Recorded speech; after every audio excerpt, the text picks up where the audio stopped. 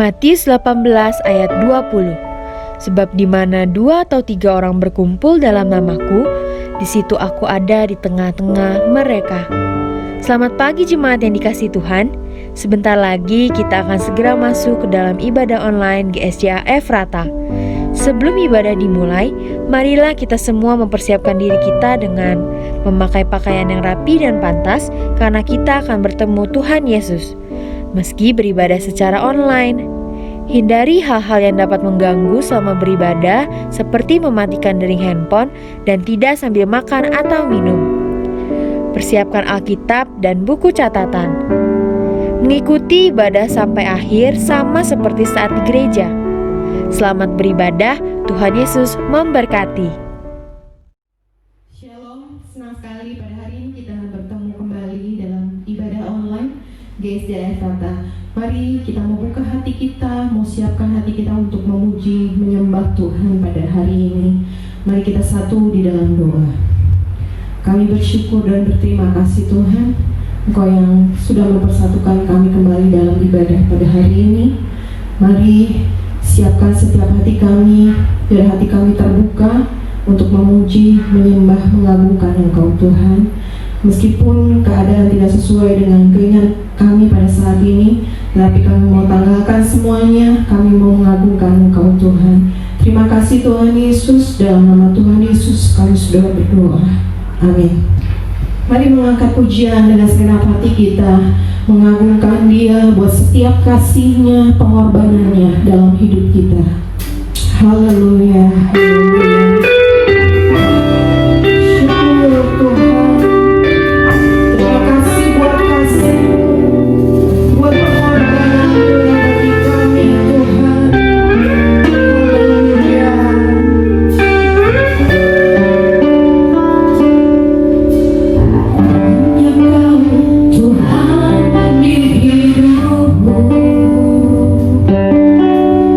Kau berikan hidup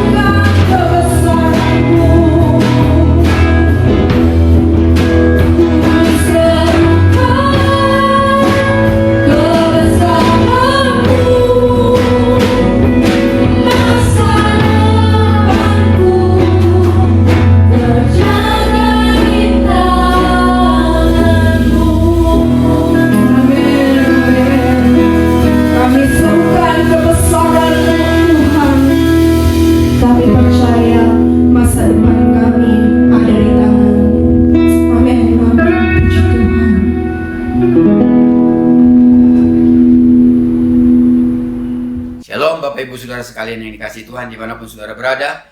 Hari ini saya berdoa supaya Tuhan memberkati saudara.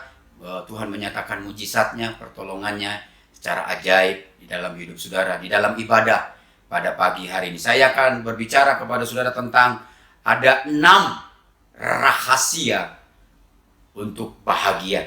Sebelum saya sampaikan beberapa 6 rahasia ini, mari kita berdoa bersama-sama supaya Roh Kudus menolong kita. Bapa kami yang ada di dalam surga, hari ini kami memohon Roh Kudus memampukan kami untuk bukan hanya untuk mampu mendengar, tapi juga kami dimampukan untuk melakukan kebenaran firman Tuhan. Karena ketika kami melakukan firman Tuhan, ada banyak janji-janji Tuhan yang tergenapi di dalam hidup kami. Oleh sebab itu, kami mau mendengar, kami mau melakukannya di dalam hidup kami sehari-hari, dimanapun kami berada. Terpujilah Engkau Bapa di dalam surga, di dalam nama Tuhan Yesus. Hamba berdoa dan mengucap syukur. Kita sama-sama katakan, amin. Mari kita buka kitab Mazmur 119, ayat pertama sampai dengan ayat yang ketiga. Berbahagialah orang-orang yang hidupnya tidak bercela, yang hidup menurut Taurat Tuhan. Berbahagialah orang-orang yang memegang peringatan-peringatannya, yang mencari Dia dengan segenap hati, yang juga tidak melakukan kejahatan, tetapi yang hidup menurut jalan-jalan yang ditunjukkannya. Kalau saudara melihat banyak buku yang menulis tentang bagaimana cara hidup bahagia, banyak orang menawarkan resep bagaimana seseorang bisa bahagia. Dunia juga menawarkan sejuta cara agar manusia mendapatkan kebahagiaan. Itu artinya saudara-saudaraku bahwa manusia siapapun dia, semua manusia membutuhkan kebahagiaan. Tetapi saya mau beritahukan kepada saudara, ada banyak manusia, ada banyak orang mencari kebahagiaan dengan cara yang salah, di tempat yang salah. Mereka berpoya-poya, mereka berpesta pora, mereka mabuk-mabukan, mereka narkoba, mereka free sex dan lain sebagainya. Dengan harapan melakukan itu semua, mereka mendapatkan kebahagiaan. Saya mau beritahukan kepada saudara, kalau saudara melakukan itu, dengarkan ini baik-baik. Saudara pasti tidak pernah bahagia. Saudara, tempat itu bukanlah tempat untuk mendapatkan kebahagiaan. Tapi tempat itu saya garansi mendatangkan kejahatan, kemurkaan dari Tuhan.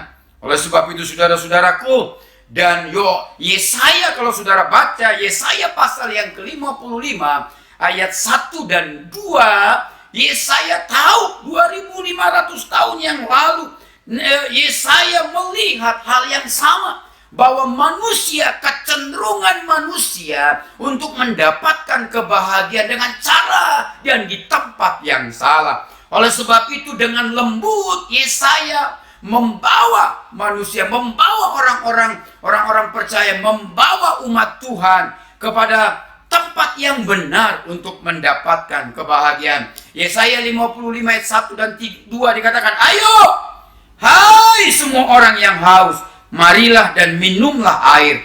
Dan hai orang yang tidak mempunyai uang, marilah, terimalah gandum tanpa uang pembeli, dan makanlah juga anggur dan susu tanpa bayaran. Mengapakah kamu membelanjakan uang untuk sesuatu yang tidak mengenyangkan? Dengarkanlah aku, maka kamu akan memakan yang baik, dan kamu akan menikmati sajian yang paling lezat. Yesaya bertanya kepada mereka pada saat itu, saudara, apakah kalian mendapatkan apa yang kalian kehendaki dari membelanjakan uang untuk sesuatu yang tidak mengenyangkan? Mereka menghabiskan uang untuk mencari kebahagiaan. Tetapi Yesaya sedang menyimpulkan bahwa mereka tidak menerima kebahagiaan itu, saudara-saudaraku. Yesaya mendesak umat Tuhan ketika itu untuk berhenti mencari kekayaan dengan harapan kekayaan itu mendatangkan kebahagiaan. Yesaya berkata, berhenti untuk terus melupakan Tuhan, meninggalkan Tuhan demi kekayaan. Karena apa yang umat Allah lakukan di zaman itu akan hanya menghasilkan kesia-siaan. Karena mereka berpikir kekayaan adalah sumber kebahagiaan. Karena mereka berpikir kebahagiaan itu ukurannya adalah harta yang banyak, uang yang banyak, status sosial dan jabatan, dan kedudukan yang tinggi, kesehatan yang baik, dan tidak mengalami sakit penyakit. Mereka menganggap bahwa ukuran dari kebahagiaan itu adalah pasangan yang cantik, pasangan yang ganteng dan setia. Mereka menganggap bahwa ukuran dari kebahagiaan itu adalah pendidikan yang tinggi. Mereka menganggap ukuran dari kebahagiaan itu adalah keluarga yang harmonis. Mereka menganggap bahwa ukuran kebahagiaan itu adalah orang selalu tertawa, selalu senang, dan lain sebagainya. Orang menganggap bahwa ukuran dari kebahagiaan itu adalah makanan yang enak, minuman yang enak, dan lain sebagainya. Faktanya, saudara-saudara, saudara tahu semuanya bahwa ada orang yang punya banyak harta tapi tidak mengalami kebahagiaan. Mereka punya suami yang ganteng, mereka punya istri yang sangat cantik, tapi toh juga banyak orang-orang hancur pernikahan mereka dan masuk di dalam perceraian. Karena itu semua tidak menjamin sebuah kebahagiaan. Dengarkan ini baik-baik, saudara-saudara yang dikasihi Tuhan, dimanapun engkau berada. Kebahagiaan tidak ada dan tidak pernah ditemukan di luar dari Kristus. Artinya, ketika saudara mencari kebahagiaan di luar dari Kristus, hasilnya adalah kesia-siaan. Saudara tidak akan pernah bahagia. Kalaupun kau saudara katakan, aku bahagia, walaupun saya mencarinya, mendapatkannya di luar dari Kristus, pasti kebahagiaan saudara bukanlah kebahagiaan yang sejati. Kebahagiaan saudara hanya sementara. Setelah itu akan banyak kesusahan, akan banyak kesedihan, akan banyak kepedihan yang saudara alami. Kalau saudara baca Injil Matius pasal yang kelima, ayat 1 sampai dengan ayat yang ke-12. Dalam ayat-ayat ini Yesus Kristus menguraikan sebuah rahasia untuk memperoleh kebahagiaan yang sejati. Suatu saat kita akan bahas, saudara-saudaraku. Tapi dari Mazmur 119 ayat 1 sampai dengan ayat 3 ada beberapa rahasia bagaimana saudara untuk mendapatkan kebahagiaan menurut pandangan dari penulis kitab Mazmur 119. Yang pertama dikatakan rahasia dari kebahagiaan itu adalah hidup tidak bercela. Dia mau, kalau saudara mau bahagia, hiduplah dengan tidak bercela. Titik. Sederhana sekali.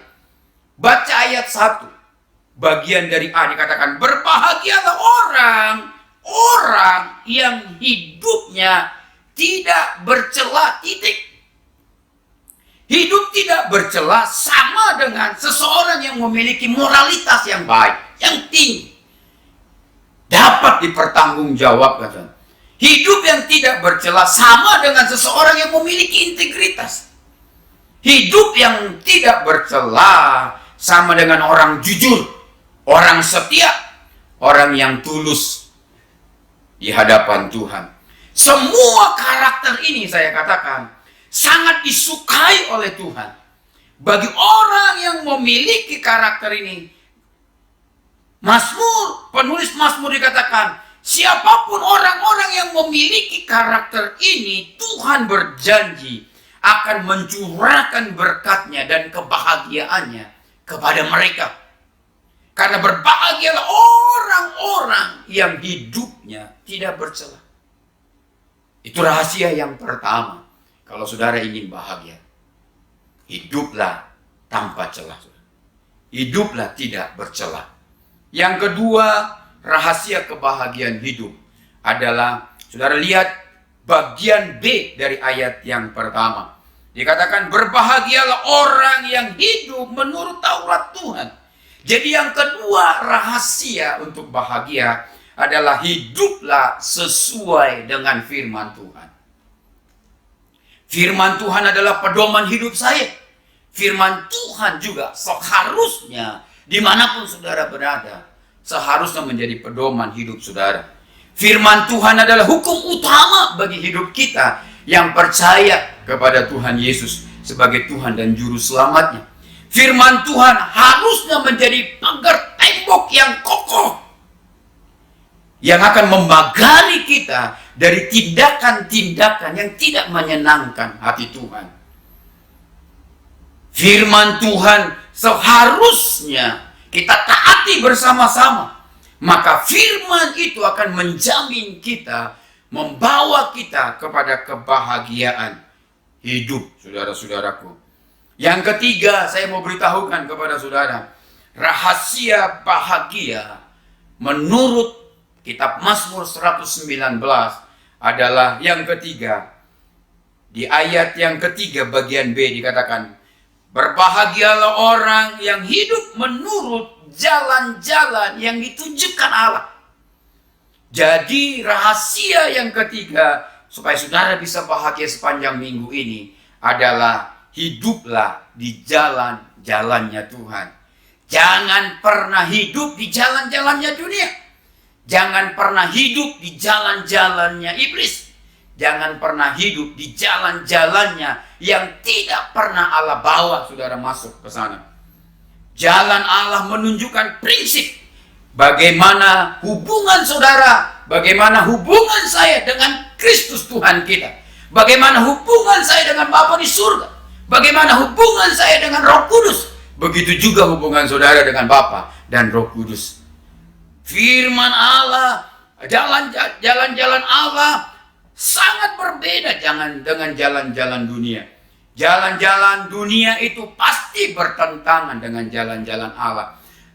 Jalan-jalan dunia pasti bertolak belakang dengan jalan-jalannya Allah. Jalan-jalan dunia pasti membawa kita semakin jauh daripada jalan-jalannya Tuhan. Jalan-jalan dunia pasti akan membuat kita meninggalkan jalan-jalannya Tuhan. Dan dengarkan ini, yang paling baik, utama adalah jalan-jalan dunia tidak membawa saudara kepada kebahagiaan. Tapi jalan-jalannya Tuhan dikatakan akan membawa saudara kepada kebahagiaan. Jalan-jalan Allah bertentangan dengan hikmat dunia. Itulah sebabnya bila kita ingin berjalan di jalan-jalannya Allah, hidup kita bahagia. Tuhan mau saudara-saudara sepanjang minggu ini berjalanlah di jalan-jalannya Allah. Amin, saudara-saudara yang dikasihi Tuhan. Yang keempat, mungkin saudara tidak akan menemukan di pasal yang ke-119 ayat 1 dan ayat yang ketiga. Dalam kebenaran firman Tuhan yang lain dikatakan ada rahasia bagaimana cara kita bahagia.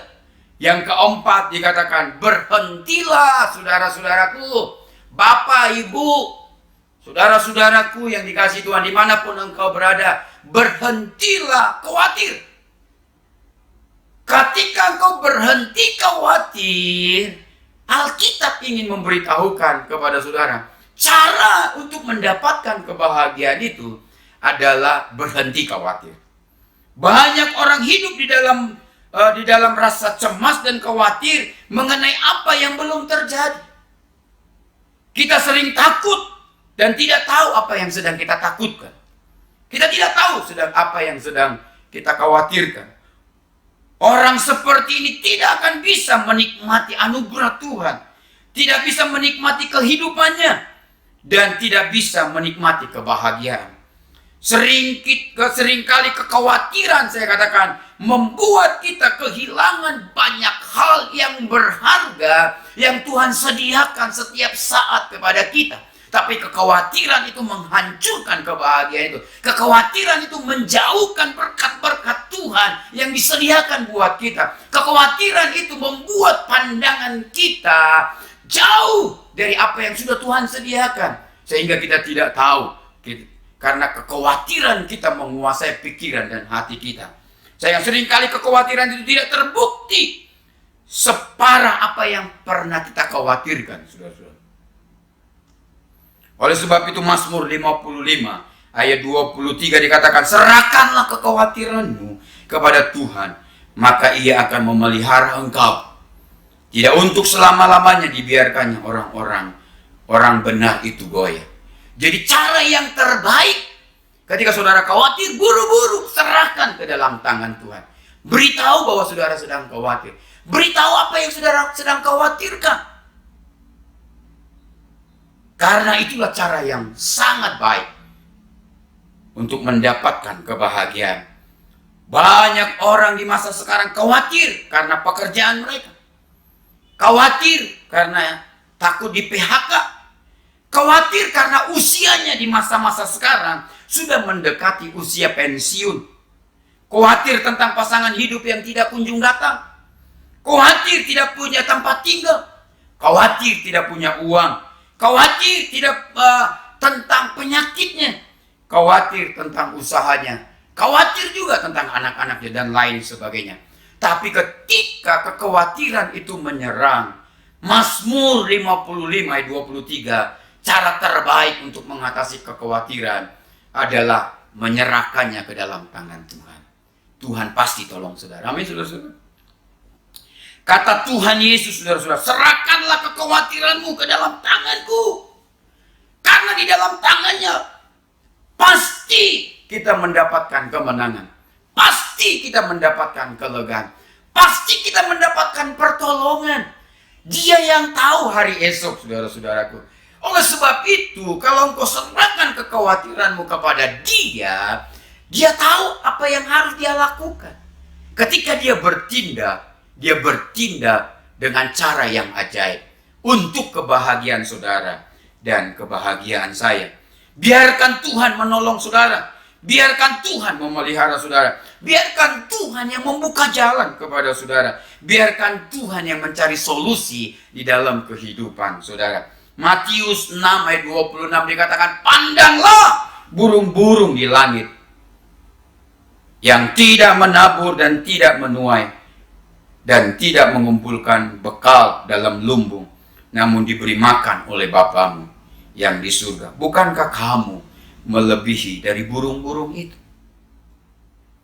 Saudara-saudara, sekali-sekali saudara lihat burung-burung yang berterbangan. Saudara lihat sekali-sekali bunga-bunga yang begitu indah itu. Semua mereka tidak melakukan apa-apa. Tuhan yang pelihara mereka.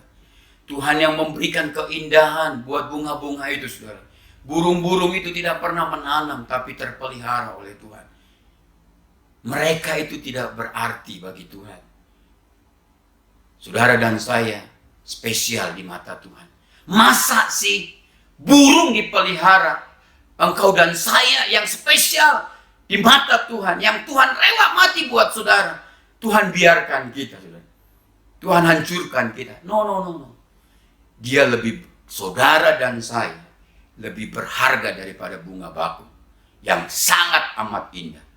Saudara dan saya lebih berharga daripada burung-burung apapun bentuknya, karena engkau sangat dicintai dan dikasihi oleh Tuhan. Jadi rahasia yang keempat untuk mendapatkan kebahagiaan adalah berhentilah khawatir. Sangat sederhana, dan saudara lakukanlah sepanjang minggu ini. Maka engkau akan dipenuhi hati dan pikiranmu, dipenuhi rohmu dengan sebuah kebahagiaan dan sukacita. Yang kelima, saudara-saudaraku, apa rahasia dari kebahagiaan hidup? Yang kelima, Alkitab katakan sangat sederhana juga, yaitu bersyukurlah. Bersyukur merupakan salah satu kunci dari kebahagiaan. Bersungut-sungut membunuh kebahagiaan. Tapi bersyukur itu memberikan sinyal ke otak saudara, ke hati saudara, ke dalam hidup saudara, bahwa Kristus, bahwa Bapa di surga itu baik. Bersyukur itu menolong kita untuk melihat rencana dan kebaikan Tuhan selalu indah buat saudara dan saya. Dalam keadaan yang tidak baik pun harusnya kita tetap bersyukur. Sebab kitab pengkhotbah mengatakan segala sesuatu ada masanya, saudara-saudara. Karena ketika kita bersyukur, kita sedang seperti saya katakan mengirimkan sinyal positif ke dalam hidup kita, mengirimkan sinyal positif ke dalam pikiran kita, mengirimkan sinyal positif ke dalam hati kita. Cara ampuh bersyukur adalah, saudara-saudara, ini cara yang paling ampuh dan sering saya lakukan, adalah jangan sering-sering saudara melihat orang-orang yang ada di atas saudara, tapi sering-seringlah melihat orang-orang yang ada di bawah saudara. Coba, karena begitu banyak orang yang tidak memiliki apa yang saudara miliki. Bahkan ada banyak orang sedang berdoa kepada Tuhan supaya mereka memiliki apa yang saudara miliki, saudara-saudaraku. Mengapa orang lain bisa melihat apa yang saudara miliki, padahal saudara tidak bisa melihat apa yang saudara miliki? Mengapa? Karena kita tidak bersyukur. Tapi ketika kita bersyukur, kita bisa melihat orang yang ada di bawah kita. Kita akan bangga betapa dahsyatnya, betapa hebatnya, betapa baiknya Tuhan kita, Yesus Kristus, yang kita sembah dan layani itu bersama-sama. Coba saudara catat sepanjang ketika saudara malam membaringkan tubuh saudara di tempat tidur, saudara ambil selai kertas, saudara ambil alat tulis, saudara tuliskan apa perbuatan Tuhan, pertolongan Tuhan. Mengapa engkau sanggup mengerjakan hal-hal ini sepanjang hari ini? Siapa yang menolong saudara? Mungkin saudara katakan, nggak ada yang menolong, kok saya bisa kerjakan ya, kok saya bisa selesaikan ya. Itu karena pertolongan Tuhan. Hal-hal yang kecil seperti itu seharusnya menolong kita untuk tetap mengucap syukur kepada Tuhan. Kalau kita bisa lalui sepanjang hari ini, itu karena pertolongan dan kebaikan Tuhan. Seharusnya banyak hal yang bisa kita pakai untuk mengucap syukur kepada Tuhan. 1 Tesalonika 5 ayat 18 berkata, mengucap syukurlah dalam segala hal, sebab itulah yang dikehendaki Allah di dalam Kristus Yesus bagi kamu. Kata di dalam segala hal berarti suka dan duka, tetaplah kita mengucap syukur kepada Tuhan yang kita sembah, Yesus Kristus. Bukan di saat kita sehat baru kita mengucap syukur, tapi di saat kita sakit, saudara-saudaraku, ketika tubuh kita tidak berdaya, itulah waktunya kita mengucap syukur karena pertolongan Tuhan akan nyata dalam hidup kita. Kita semakin mengandalkan Tuhan dalam ketidakberdayaan kita. Kita bisa mengucap syukur kepada Dia.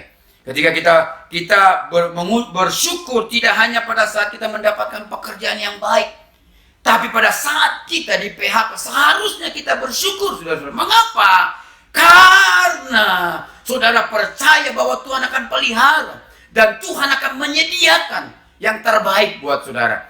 Dan kita perlu menunggu cara Tuhan dan pertolongan Tuhan dan apa yang sedang Dia sediakan buat kita. Kita tidak boleh marah-marah, saudara-saudara. Kita tidak boleh meninggalkan pekerjaan Tuhan, tidak boleh meninggalkan pelayanan, tidak boleh meninggalkan Tuhan, tidak boleh meninggalkan gereja. Tapi seharusnya waktu-waktu seperti itu kita semakin dekat, semakin datang kepada Tuhan, menunggu yang terbaik yang disediakan Tuhan kepada kita. Bukan hanya pada saat bersyukur, bukan hanya pada saat kita punya pasangan hidup, tapi pada saat kita belum mendapatkannya, seharusnya kita bersyukur. Karena Tuhan sedang mempersiapkan yang terbaik buat kita. Sehingga ketika Dia melihat ini yang terbaik buat kita, Dia akan antar sendiri kepada saudara. Seharusnya dalam penantian itu saudara harus bersyukur kepada Tuhan. Saudara jangan mengambil jalan yang lain. Saudara jangan pergi di tempat yang salah dan di jalan yang salah. Lebih baik saudara menunggu. Jadi keadaan baik kita mengucap syukur. Coba dalam keadaan yang buruk juga kita seharusnya mengucap syukur. Mengapa? Karena mengucap syukur adalah rahasia yang kelima supaya saudara dan saya bisa bahagia. Yang keenam, saudara-saudaraku yang dikasihi Tuhan. Dan ini yang terakhir. Yang keenam adalah memberi. Rahasia bahagia adalah memberi. Memberi menolong kita untuk selalu merasa cukup. Menghargai apa yang Tuhan berikan kepada kita. Menghargai anugerah Tuhan yang telah kita terima. Mengapa orang tidak bahagia? Karena mereka ingin memiliki semuanya. Karena mereka ingin memiliki apa yang dimiliki oleh orang lain. Ketika mereka tidak mendapatkannya, mereka marah. Ketika mereka tidak mendapatkannya, mereka gusar. Ketika mereka tidak mendapatkan apa yang orang lain miliki, mereka lari dari Tuhan. Cari jalan yang pintas dan lain sebagainya. Ketika kita memberi, dengarkan ini baik-baik, dan melihat orang bahagia karena kita memberi kepada mereka, itu akan menolong kita untuk bahagia. Ketika kita memberi kepada seseorang dan orang itu bahagia, itu seharusnya membuat kita bahagia, saudara-saudara. Dengarkan ini baik-baik. Seharusnya tangan orang-orang percaya tidak selalu ada di bawah. Tapi seharusnya Alkitab mengatakan tangan orang-orang percaya seharusnya ada di atas. Memberi adalah merupakan hak yang spesial, hak yang istimewa bagi orang-orang Kristen. Memberi tidak selalu berbicara materi, saudara-saudara. Saudara bisa menyumbangkan tenaga saudara, saudara bisa menyumbangkan pemikiran saudara, saudara bisa menyumbangkan waktu saudara. Itu sudah memberi. Dan ketika saudara melakukannya, Alkitab mengatakan engkau akan mendapatkan kebahagiaan. Memberi sangat menjadi hak yang paling spesial yang pernah Tuhan Allah berikan kepada saudara dan saya.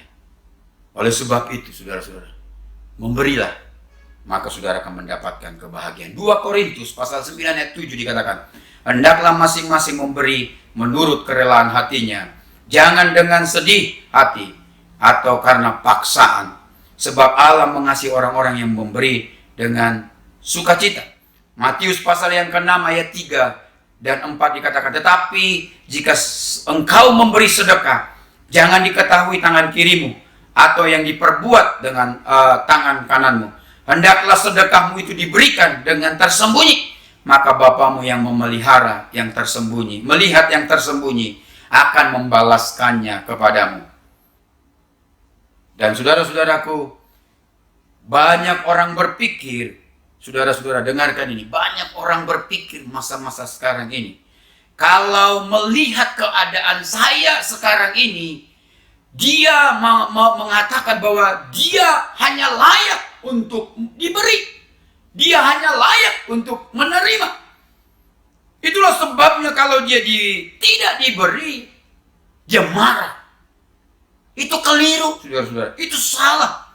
Yang benar adalah apapun keadaan kita, Alkitab mengajarkan kepada kita bahwa kita harus belajar untuk memberi. Karena memberi adalah kunci yang keenam dari hidup bahagia. Saya harap saudara mengerti kebenaran firman Tuhan ini. Dan saya mau saudara-saudara, saya ajak dan saya dorong saudara-saudara untuk melakukan keenam hal ini. Kalau saudara mau bahagia, istrimu mau bahagia, suamimu mau bahagia, anak-anakmu mau bahagia, hidup keluargamu dan rumah tanggamu, family-familimu mau bahagia, orang-orang yang kau cintai mau bahagia. Ajarkan ini. Beritahukan kepada mereka ada 6 rahasia di masa-masa sulit ini untuk mendapatkan kebahagiaan. Tuhan Yesus menolong saudara, Tuhan Yesus memberkati saudara.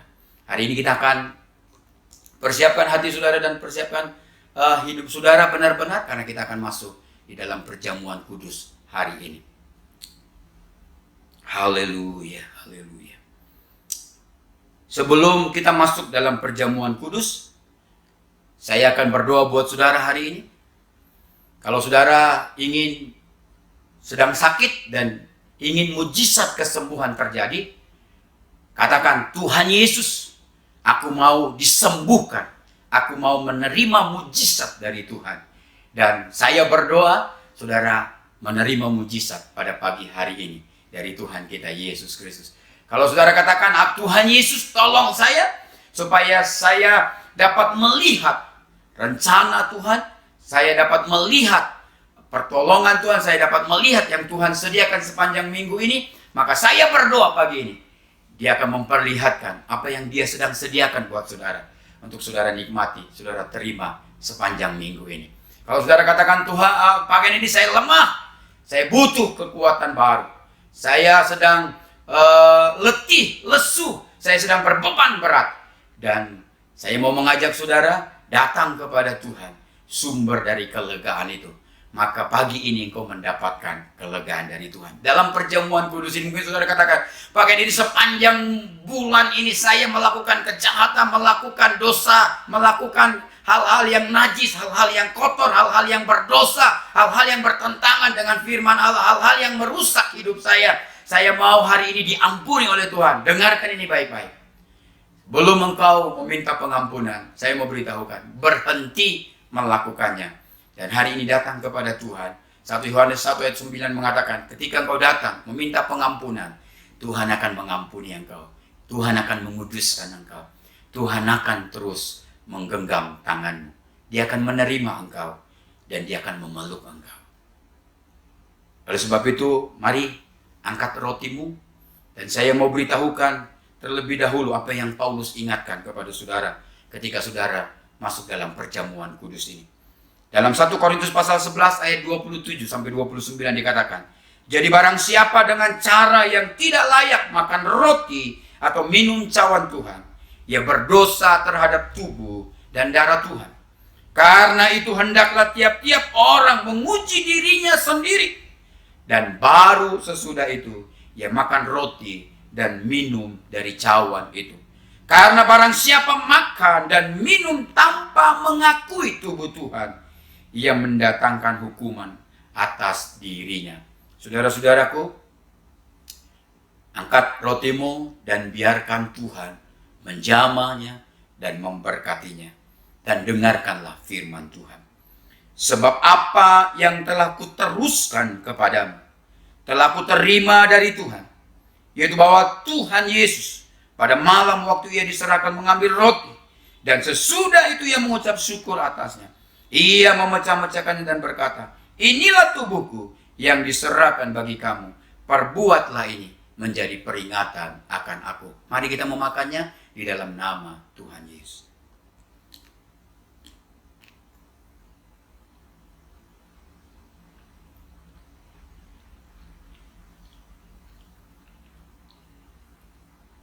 Pegang cawan saudara hari ini dan izinkan Tuhan menjamahnya. Izinkan Tuhan mengurapinya. Izinkan Tuhan menyatakan mujizatnya dalam perjamuan ini. Saya berdoa, jadilah seperti yang engkau imani hari ini di dalam hidupmu. Dan biarkan engkau mendengarkan firman Tuhan. Demikian juga ia mengambil cawan sesudah makan, lalu berkata, cawan ini adalah perjanjian baru yang dimeteraikan oleh darahku. Perbuatlah ini setiap kali kamu meminumnya menjadi peringatan akan aku. Sebab setiap kali kamu makan roti ini dan minum cawan ini, kamu memberitakan kematian Tuhan sampai Ia datang. Mari kita meminumnya di dalam nama Tuhan Yesus Kristus.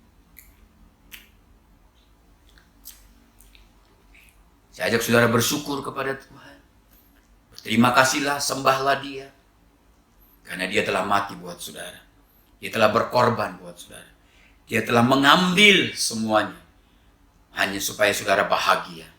Saudara bisa bersama-sama dengan Dia di sorga. Pujilah dan sembahlah Dia. Dia tidak pernah meninggalkan engkau.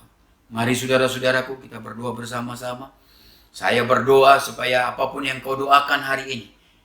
Kalau kau berdoa untuk mujizat Tuhan, terimalah mujizat Tuhan. Kalau kau berdoa untuk pertolongan Tuhan, terimalah pertolongan Tuhan. Kalau engkau berdoa untuk berkat-berkat Tuhan berlimpah dalam hidupmu, maka terimalah berkat-berkat Tuhan berlimpah dalam hidupmu. Kalau engkau membutuhkan pertolongan Tuhan untuk dapat menjawab semua apa yang sedang kau pertanyakan kepada Tuhan. Engkau akan menerima jawaban yang dari Tuhan. Saudara-saudaraku yang dikasihi Tuhan, engkau sudah mendengarkan firman Tuhan, engkau sudah masuk dalam perjamuan kudus, engkau sudah mengetahui bagaimana engkau bahagia. Engkau berjalanlah, hiduplah sepanjang minggu ini di dalam kebahagiaan yang Tuhan sediakan buat saudara-saudaraku. Saudara, mari angkat tanganmu. Sebelum kita masuk menerima berkat Tuhan, saya mau berdoa. Tuhan, hari ini kami sudah dengar firman-Mu. Kami sudah masuk dalam perjamuan kudus.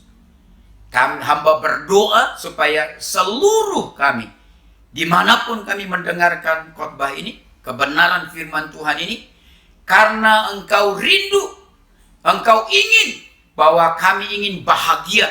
Rumah tangga kami bahagia, anak-anak kami bahagia, hidup kami pribadi bahagia, orang-orang yang kami cintai juga bahagia, orang-orang yang bersekutu dengan Engkau bahagia. Oleh sebab itu sepanjang minggu ini kami mau berdoa supaya seluruh jemaat-Mu yang mendengarkan firman Tuhan pada pagi hari ini, mereka juga bahagia di dalam nama Tuhan Yesus. Terima kasih Engkau sudah menguduskan kami, Engkau sudah mengampuni kami, Engkau sudah membuat kami masuk di dalam pengertian-pengertian rahasia-rahasia besar Allah untuk kami hari ini. Terpuji-pujilah Engkau Bapa di dalam surga, di dalam nama Tuhan Yesus. Kami berdoa dan mengucap syukur. Angkatlah tanganmu Bapak dan Ibu dan saudara-saudaraku yang dikasihi Tuhan.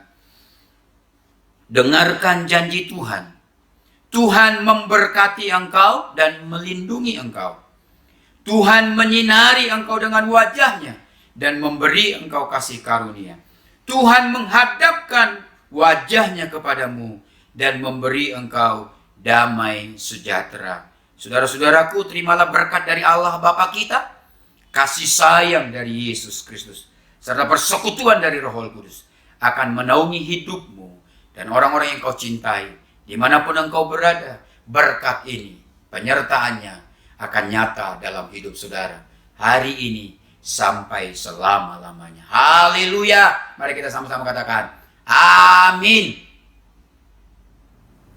Shalom Bapak Ibu Saudara-saudari. Menyikapi pandemi COVID-19 yang membuat kita tidak dapat bertemu atau mengadakan esensi seperti biasa, maka GSJ Efrata Pagarsi telah mengadakan esensi online, baik melalui WhatsApp video call ataupun Google Meet.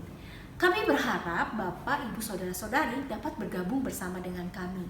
Setiap pertemuan akan diadakan selama 15-30 menit dalam 2 atau 1 minggu 1 kali. Kita akan saling menguatkan, sharing bersama dan juga berdoa sehingga kita menyadari bahwa kita tidak sendirian dalam menjalani hidup di masa sekarang ini. Yuk bergabung. Hubungi saya ataupun Ibu Yuli di nomor 0813 2009 2343. Tuhan Yesus memberkati.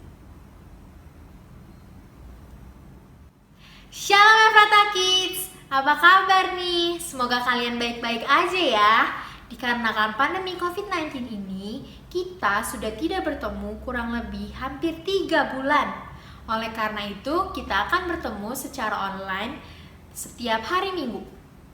Kelas Batita dan Balita akan diadakan jam 10 pagi melalui Google Meet.